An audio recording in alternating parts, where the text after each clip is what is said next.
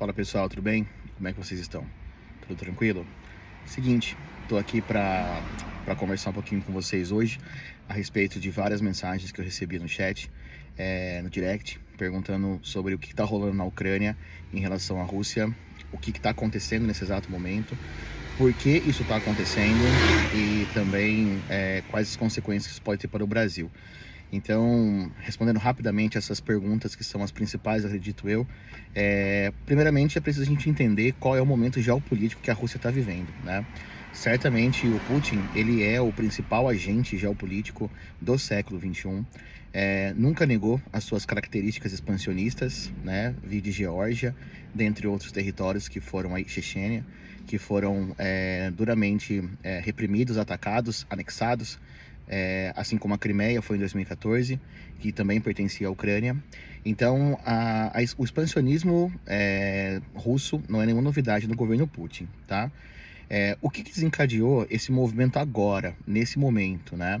Houve uma grande aproximação da OTAN, a Organização do Tratado do Atlântico Norte, com a Ucrânia, e essa aproximação também não foi algo que não foi programado nem planejado. A ideia, é claro, é de trazer a Ucrânia para a OTAN, como uma forma até mesmo de você fazer uma pressão sobre a Rússia, né? De garantir que você teria mais controle sobre as fronteiras próximas à Rússia. E como forma de retaliação, o governo russo, ele então entendeu que era preciso tomar uma atitude para que isso não se concretizasse. Hoje a Ucrânia não faz parte da OTAN, apesar dessa aproximação, mas independente disso, o Putin acabou deflagrando, na verdade, uma operação militar nessa madrugada do dia 24 de fevereiro de 2022, dando início aí então à invasão na Ucrânia de modo oficial. Nos últimos dias, o Putin tinha recuado várias vezes, anunciando que estava disposto a fazer concessões, negociações, que estava disposto aí a não partir para o embate de modo direto, mas da mesma forma como ele havia feito anteriormente na Geórgia, ele se mostrou um estrategista, onde ele simplesmente ganhou tempo, reforçou suas fronteiras, deixou o mundo ocidental achando que um debate, uma discussão poderia ser feita de uma forma menos violenta, e no final as invasões acabaram acontecendo da mesma forma, assim como o Putin já havia agido anteriormente. A tática, pessoal, a técnica que o Putin está aplicando na Ucrânia é aquilo que a gente chama de fake flag, ou bandeira falsa, numa tradução livre, né? Quando você fala sobre fake flag, sobre bandeira falsa, você cria um pretexto, um motivo para que você ataque o seu inimigo, tá? Então, no caso, qual que era a ideia do Putin? Depois de ter declarado duas regiões da Ucrânia autônomas, de duas grandes cidades, né, Luhansk e Donetsk, numa região da Ucrânia chamada de Donbass, o Putin, então, ele deixou claro que aquele leste da Ucrânia, né, o que tem contato direto com o território russo, seria, então, o primeiro ponto que receberia esse reforço, vamos assim dizer. E a ideia dele, né, com o seu fake flag, é dizer que já existia ali uma grande vontade de haver um movimento de separação por parte das pessoas que moram ali, que estão diretamente relacionados com a cultura russa e tem forte presença da etnia russa naquela região. Então você cria um fake flag, né? Uma forma de você justificar os seus ataques, uma forma de você justificar suas ações, criando um problema que na verdade ele não existe. Não que não exista ali, no leste da Ucrânia, uma forte presença russa, e não também que não exista uma certa verticalidade étnica, tá? Isso existe. No entanto, nem de longe seria uma desculpa para você fazer uma invasão. E se a ideia seria anexar apenas o leste da Ucrânia, como no primeiro momento se pensou, o que explicaria então bombardeios, tropas já em 17 pontos do país, e além disso, né, se encaminhando para a capital Kiev, que espera aí receber tropas russas até o final do dia de hoje. Então, o Putin, ele faz o seu jogo geopolítico, tá? Ele coloca as cartas na mesa, e ele fez isso de uma forma planejada, pensada, e há bastante tempo isso está na cabeça dele. Para você ter uma noção, nos últimos 10 anos, né, colocar assim numa escala de tempo mais próxima, o principal ativo russo foram justamente os combustíveis fósseis, né? Petróleo, gás natural, né, dentre outros recursos minerais. E nesse tempo, o que o Putin conseguiu fazer foi transformar a Rússia num país de crescimento econômico bastante estável. Mesmo que seja um crescimento econômico próximo de 1%, a estabilidade do crescimento russo vem chamando a atenção nessa última década. E com um adendo, um detalhe especial.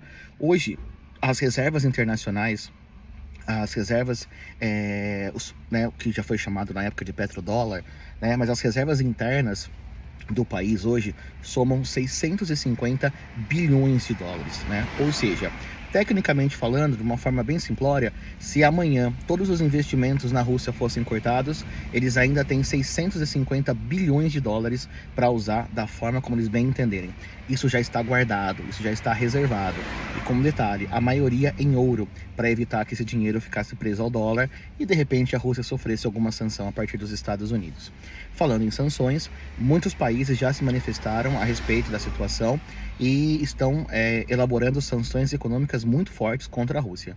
Não somente os Estados Unidos, mas grande parte da União Europeia já se manifestou contra a invasão territorial que acontece na Ucrânia, e por isso mesmo as sanções já começaram a ser impostas. Por exemplo, na data de ontem, o presidente Biden ele já anunciou que está proibido qualquer tipo de investimento americano na Rússia, seja ele de forma comercial, econômica, como investimento em empresas, enfim. O espaço aéreo ucraniano está completamente fechado, né?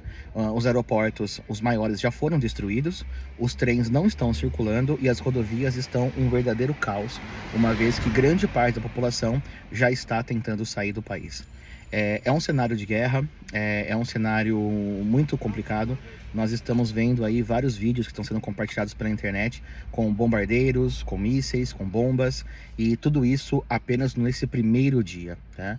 Essa é uma guerra que a gente vai assistir em 4K, Full HD e completamente ao vivo, né?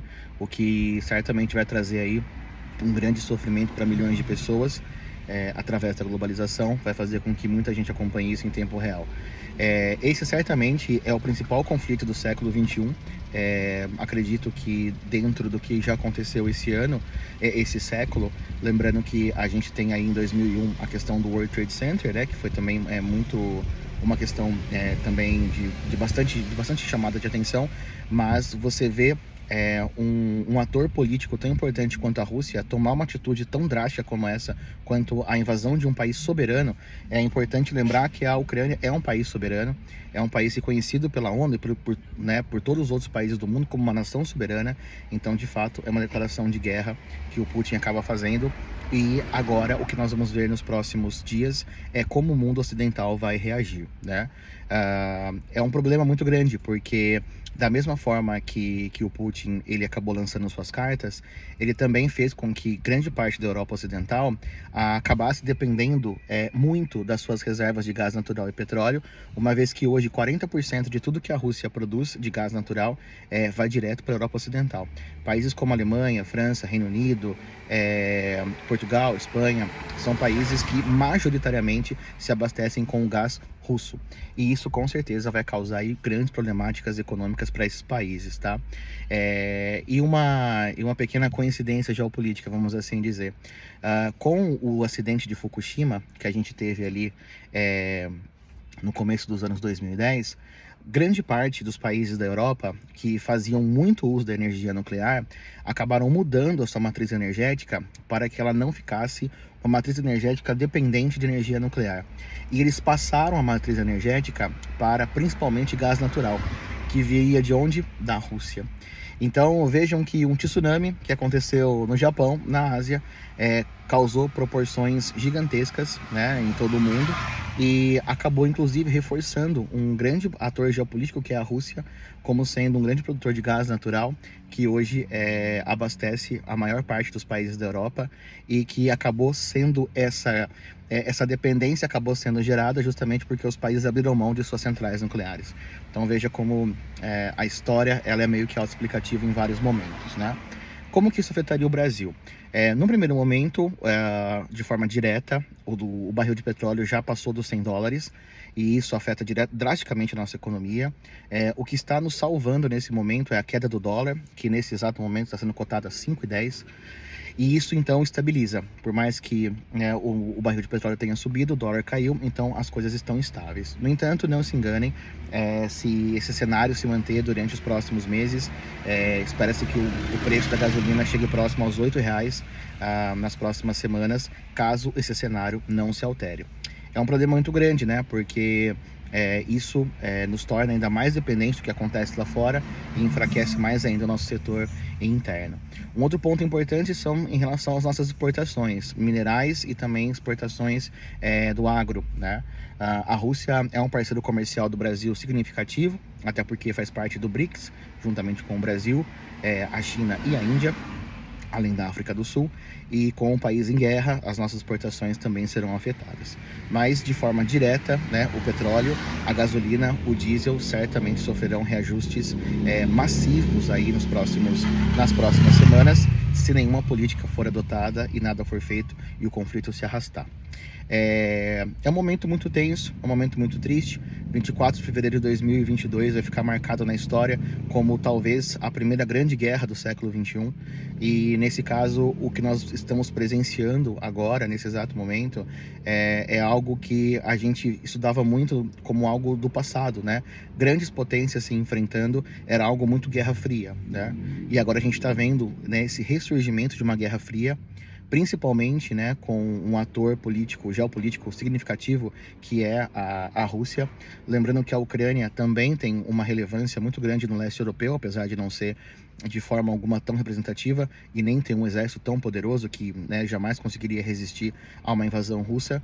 E nesse caso, eu também chamo a atenção de vocês para a China, porque desde o ano passado houve uma grande aproximação do governo russo com o governo chinês. No discurso que foi feito na ONU, né, no Conselho de Segurança, a China não recriminou a invasão que a Rússia fez, e esse discurso foi feito hoje. E, de certa forma, esse laço que foi estreitado entre Rússia e China só reforça e fortalece, né, uma união mais, no caso, oriental, vamos assim dizer, contra as grandes e tradicionais potências ocidentais. A grande questão é que o Putin, se afastando do resto do mundo, ele se alinha com a China. Mas ao se alinhar com a China, ele se alinha com um país que é tão imperialista quanto a própria Rússia, numa escala muito maior, vide, por exemplo, a nova Rota da Seda. Então, nesse caso, o Putin ele ainda corre um certo risco de se tornar, né, nos próximos anos, um país isolado politicamente, alinhado apenas com a Rússia, que vai poder então ter um domínio muito grande sobre a Rússia, até porque a maior parte das exportações russas elas estão ali em commodities, né?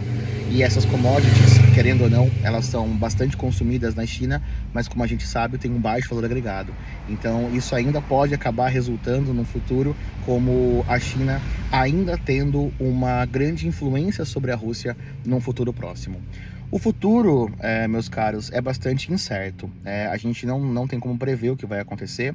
Ao que tudo indica, essa invasão russa ela vai acabar dominando a Ucrânia em pouquíssimos dias. E o que vai definir realmente o futuro desse conflito é como as potências europeias vão responder. Como a OTAN, principalmente, vai responder, né? Ela vai comprar briga com a Rússia, ela vai defender a Ucrânia, as sanções econômicas serão aplicadas e ficará apenas nisso. De alguma forma haverá movimentação militar. Se essa movimentação militar ocorrer, qual será a função dela? Uma função de defesa, de ajudar refugiados, uma função de ataque? Então, muitas perguntas ainda precisam de tempo para serem respondidas. Mas a verdade é que nesse momento o exército russo já está em 17 pontos da Ucrânia, chegando próximo à sua capital, Kiev. Os grandes aeroportos ucranianos já estão totalmente fora de uso, ou parcialmente ou totalmente destruídos. A população ucraniana ela foi toda convocada de 18 a 60 anos para combater. O presidente ucraniano, né, ele acabou aí rompendo qualquer relação com a Rússia E nesse exato momento, o que a gente vê e acompanha em muitos e muitos vídeos são os ataques russos que se intensificam cada vez mais, inclusive sobre áreas urbanas não militares, sobre áreas civis, que acabam deixando aí essa invasão ainda com uma nota de tragédia muito maior do que a gente esperava ver. No momento, o que eu posso falar para vocês é isso. É uma questão extremamente complexa, é um jogo que vem se desenhando há bastante tempo. A Ucrânia, ela sempre foi a principal província, vamos chamar assim, a principal república da antiga União Soviética. O Putin sempre teve total relação em fazer com que a Ucrânia, sempre teve total pensamento em fazer da Ucrânia parte novamente do Império Russo. Antes de ontem, o Putin deixou claro no discurso que ele fez que a Ucrânia, para ele, não era um país independente, mas sim um território russo, né? E isso mostra, então, que o Putin pode estar cada vez mais, então, caminhando aí para um momento de novas incursões, de novas conquistas territoriais, de um novo imperialismo que pode estar surgindo.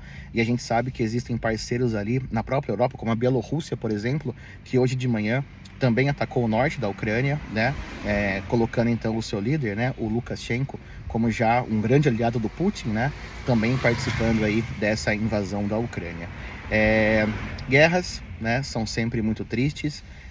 Uma frase que vocês estão compartilhando bastante, né, que as guerras são feitas por homens velhos que não se conhecem, onde homens jovens, né, acabam morrendo e se matando por essas ideias. E eu acho que é completamente indefensável qualquer postura nesse momento, diante de um cenário de defesa, de uma justificativa para uma guerra, para uma invasão como essa. Não existe nenhuma forma de você apoiar, né, de forma direta o que está acontecendo. E nesses próximos dias a gente vai ver o desenrolar do que está acontecendo. Eu vou tentar atualizar vocês todos os dias, tá? Com as principais notícias do conflito. Deixo no direct também aí aberto para vocês. Fiquem à vontade para vocês tirarem suas dúvidas, se quiserem saber alguma coisa a mais, se quiserem aí ter uma explicação sobre algo, me coloco à disposição. Vocês sabem que eu sempre estou na correria de uma escola para outra, né? Mas assim que der um tempinho eu respondo todos vocês. Tudo bem? Valeu, gente. Obrigado. Qualquer coisa, é só vocês me chamarem e assim que eu puder retornar para vocês. Valeu.